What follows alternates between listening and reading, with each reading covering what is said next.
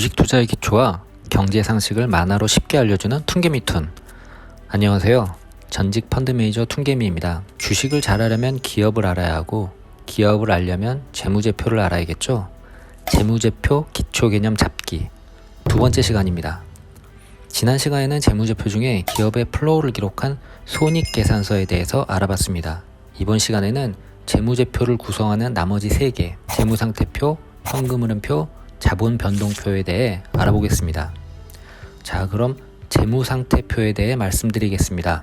재무상태표는 대차대조표라고도 불리우는데요. 손익계산서가 기업의 플로우를 나타낸다면 재무상태표는 기업의 스톡을 나타냅니다. 다시 빵집의 예를 들어보죠. 빵집을 시작하려면 처음에 내 돈이 있을 것입니다. 우리는 이것을 자본 또는 자기자본이라 부릅니다. 내 돈으로 일단 가게를 구했다고 해보죠. 가게만으로는 빵을 만들 수가 없겠죠. 오븐, 식탁, 각종 조리기구가 필요합니다. 이것들을 사기 위해 은행에서 돈을 빌립니다. 이 빌린 돈을 부채라고 합니다. 이렇게 자본과 부채로 산 것들, 가게, 오븐, 조리기구 등은 자산이 됩니다.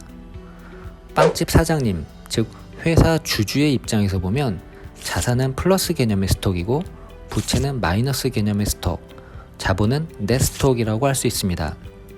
플러스, 마이너스, 그리고 넷의 개념은 이전 동영상에서 설명했습니다. 그리고 재무상태표에서 자산 이퀄 부채 플러스 자본이라는 수식이 성립합니다. 지금까지 재무제표의 양대 축이라 할 수 있는 손익계산서와 재무상태표를 설명했는데요.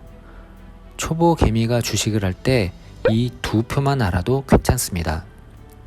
재무상태가 안 좋은 회사 또는 몇 년 이상 장기 투자를 하는 경우에는 앞으로 설명할 현금흐름표도 꼼꼼히 보는 것이 필요하긴 합니다.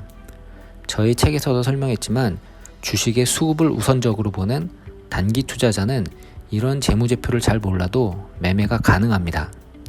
하지만 중기 투자자 또는 장기 투자자는 최소한 손익계산서와 대차대조표 정도는 알아두는 것이 좋겠죠? 다음으로 현금흐름표에 대해 알아보겠습니다. 손익계산서나 재무상태표는 물리적으로 발생하지 않은 것을 반영하기도 합니다. 이런 것은 감가상각비 또는 무형자산 같은 것들이 있는데요. 예를 들어보죠. 빵집을 개업할 때 산 오븐은 몇 년 쓰고 나면 중고가 됩니다. 중고 가격이 새 것의 절반으로 하락할 것입니다. 이런 가치 하락을 재무제표에 반영하는데요. 이것을 감가상각이라고 합니다. 자산 중에는 무형자산도 있는데요. 무형자산이란 물리적인 실체는 없지만 미래에 효익을 줄 수 있는 플러스 개념의 스톡을 말합니다. 영업권, 산업재산권 등이 대표적입니다.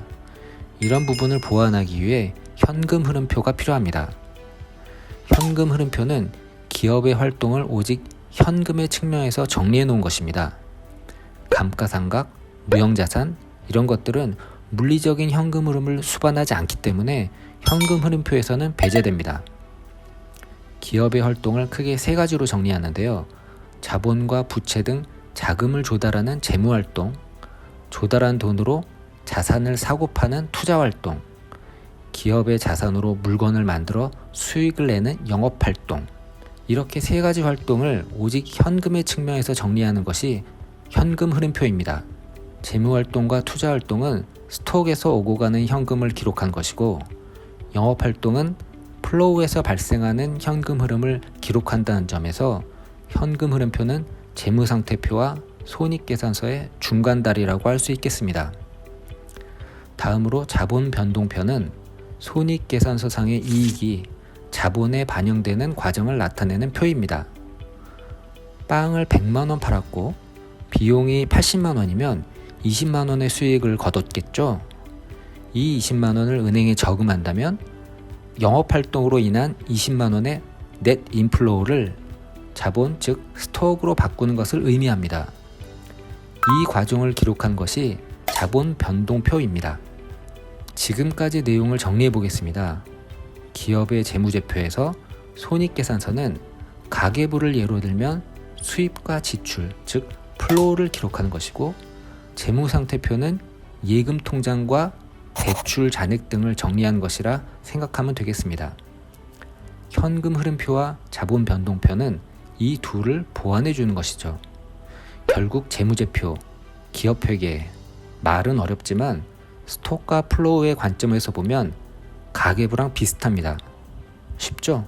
특히 어렵게 들리는 현금 흐름표와 자본 변동표는 툰개미가 펀드 매니저를 할 때에도 자세히 들여다본 적이 아주 많지 않습니다. 물론 애널리스트 시절에는 보고서를 작성할 때 각종 재무 비율을 계산하기 위해 현금 흐름표와 자본 변동표까지 꼼꼼히 봤었는데요.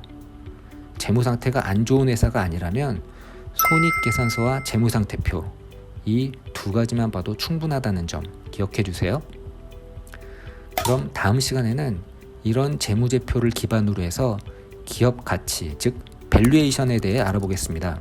주식을 할 때 밸류에이션이 싼 종목을 고르라는 얘기 많이 들어보셨죠? 주식 밸류에이션의 개념은 무엇이고 어떻게 적용하는 것일까요? 다음 시간에 계속됩니다. 구독과 좋아요 부탁드립니다.